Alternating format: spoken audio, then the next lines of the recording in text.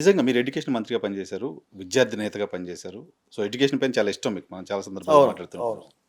జగన్మోహన్ రెడ్డి టైంలో ఈ 5 ఇయర్స్ ఏసిన ఫౌండేషన్ చాలా గొప్పగా చెప్తున్నారాయన. నేను చాలా అద్భుతమైన ఫౌండేషన్ ఎడ్యుకేషన్‌లో వేశాను అని.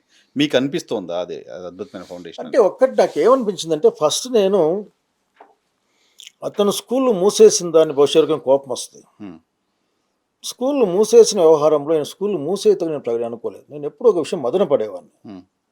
ఏం బాధపడేవాడినంటే ఎక్కడో తప్పు జరుగుతుంది ఈ ఎడ్యుకేషన్ సిస్టమ్‌లో అని. హ్మ్. దాన్ని నాకు ఈ కొద్ది కాలం నాకు అర్థమైపోయింది. సమస్య నాకు అర్థమైపోయింది. హ్మ్. స్కూలు, టీచరు, పిల్లలే గాదు.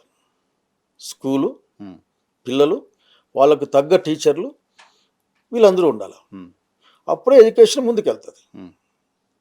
ఉదాహరణకి ఒక స్కూల్‌కి ఎళ్ళాను. హ్మ్. వెళ్తే ఒక స్కూల్‌లో ఇద్దరు పిల్లలున్నారు. హ్మ్.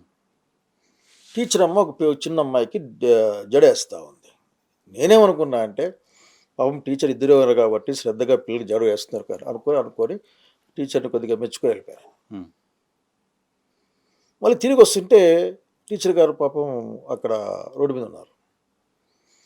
"ఏం తల్లి" అని అడిగా. అంటే "సార్ బస్ కోసం చూస్తున్నాను సార్" అంటే "మంచిదమ్మా" అంటే అప్పటికి టైం మాత్రం పర్ఫెక్ట్ 5:00 ఉంది. మరి హ్మ్. ముందుగిందేం లేదు పాపం టీచర్ హ్మ్. గారు. హ్మ్. ఒక్క అమ్మాయే ఉందంట. ఆ అమ్మాయి కూతురు. ఇంకొక అమ్మాయి. సార్ ఓహ్! ఇంట్లో ఎవరు లేరు సార్ తెచ్చుకున్నాను. అంటే ఆ అమ్మాయి కమిట్మెంట్ నేను మంచిగా నేను ఆశ్చర్యపోయా. ఒకతే ఒక్క పిల్ల కోసం వచ్చింది ఇదంతా. కానీ ఏం లాభం? ఆ పిల్ల 1 నుంచి 2కి పోతుంది, 2 నుంచి 3కి పోతుంది, 4, 5 అదే స్కూల్‌లో ఉంటది. హ్మ్. ఇదే టీచర్ ఏమో చెప్తది. హ్మ్. ఏంటి మనం ఎక్స్‌పెక్ట్ చేస్తారు ఇంక మీరు? హ్మ్. అట్లాగే సామర్థ్యాలు లెక్కేయించాను నేను. హ్మ్. టీచర్‌లకు కోపం రాకూడదు. నేను ఈ మాట చెప్తే చాలామంది నన్ను తిట్టుకొని ఉంటారు. చూసి తిడతాడు ఆఖరికి పోయి. మరి వాస్తవాలు మాట్లాడుకోవాలిగా. హ్మ్. సామర్థ్యాలు పిల్లల్లో చాలా కష్టంగా ఉన్నాయి. హ్మ్.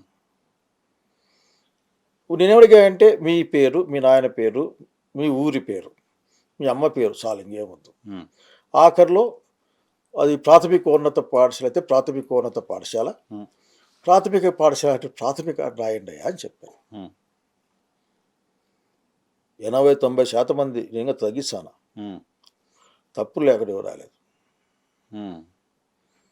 అప్పుడు చెప్పా ఆఖరికి అంటే 5 ఏండ్లు మనం చదువు చెప్పిన తర్వాత పోయేవాడు హ్మ్. ఇవి కూడా రాయలేకపోతే వానికి ఏం చదువు చేయను. ఇప్పుడు మేము చదువుకున్నప్పుడు మా అయ్యవార్లు బెత్తం పట్టుకొని హ్మ్.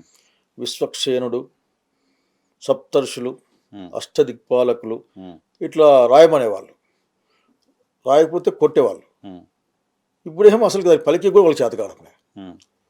అంటే నేను అంత కష్టమైన పదాల గురించి మాట్లాడలేదు. మీ నాయన పేరు హ్మ్. తెలియాలి కదా అవి. పురుషోత్తమరావు హ్మ్. రాయ్. హ్మ్. రాయడోడు. హ్మ్.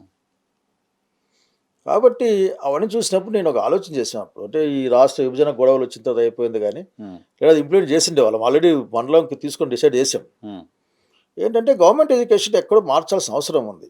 హ్మ్. ఇది 2 అంశాలని, 2 వైరుధ్యాలని డెవలప్ చేస్తా ఉంది. ఒకటి కులపరమైన వైరుధ్యాలను డెవలప్ చేస్తుంది ఇది. హ్మ్. అట్లాగే చదువులో ఉన్న ఈ ధనిక, పేద అంతరాలను కూడా డెవలప్ చేస్తా ఉంది. పెంచేసింది ఆల్రెడీ 3 దశాబ్దాలుగా సో, దీన్ని మనం పెరిగిపోయింది. ఏమైనా చేయాలనుకున్నాం. హ్మ్. హ్మ్. చెయ్యి. చంద్రబాబు గారు అడుగుతున్నా చెయ్యండి. హ్మ్. ఏంటంటే గవర్నమెంట్ ఆఫ్ ఇండియా చెప్తది కిలోమీటర్‌కో బడి పెట్టమని. ఒక 10,000 జనాభా ఉన్న ఊర్లో ఎస్సీ కాలనీలో బడి, బీసీ కాలనీలో బడి, ముస్లిం ఏరియాలో బడి, ఇట్లా ఏరియాలో బడులుంటాయి. హ్మ్. ఒక్కో దాంట్లో బడులుంటాయి. హ్మ్. ఈ బళ్ళున్నప్పుడు 5 వరకు ఆడుంటాడు. హ్మ్. వ్యాపారులు అంటే సార్ మాది ఎస్సీ కాలనీ బడి సార్ అంటే హ్మ్. నేను నేను ఐఎమ్ ప్రౌడ్ టు సే హ్మ్. అంత మాత్రాన నేను హేళనగా మాట్లాడడం. ఇంకోటి నేను బీసీ సార్ అంటాడు. హ్మ్. అంటే తెలియకుండానే ఒకటో క్లాస్ నుంచి పిల్లకాయలకి మాది ఎస్సీ స్కూలు, మాది బీసీ స్కూలు అని చేసేస్తారు మీరు. హ్మ్. సో, కాబట్టి నేను అనుకునేవాడిని ఇవన్నీ కలిపేయాలబ్బా అనుకునేవాడిని. హ్మ్. అప్పుడు కపిల్ సిబాల్ గారు ఉండేవాళ్ళు పైన. అవును. హెచ్ఆర్‌డి ఆయనతో మాట్లాడాను నేను. హెచ్ఆర్‌డి మీరు మినిస్టర్. బ్యాగులలో నమ్ముతున్నారు సార్ మీరు బ్యాగులు వేసుకొచ్చే వాళ్ళతో అమ్ముతున్నారు మీరు. హ్మ్. కానీ ప్రాక్టికల్‌గా చూడండి అడిగాను. సో, అటువంటి దాన్ని లేకుండా చేయాలనుకున్నాను. బహుశా ఉన్నింటి నేను చేయలేకపోయినప్పుడు అదొకటి చేసిండేవాడిని ఉన్నింటే. హ్మ్. హ్మ్.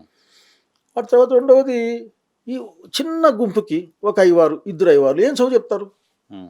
వీళ్ళకేమి ఇన్స్పిరేషన్ వస్తుంది పాపం అవును. అయ్యవారికి గూడా. హ్మ్.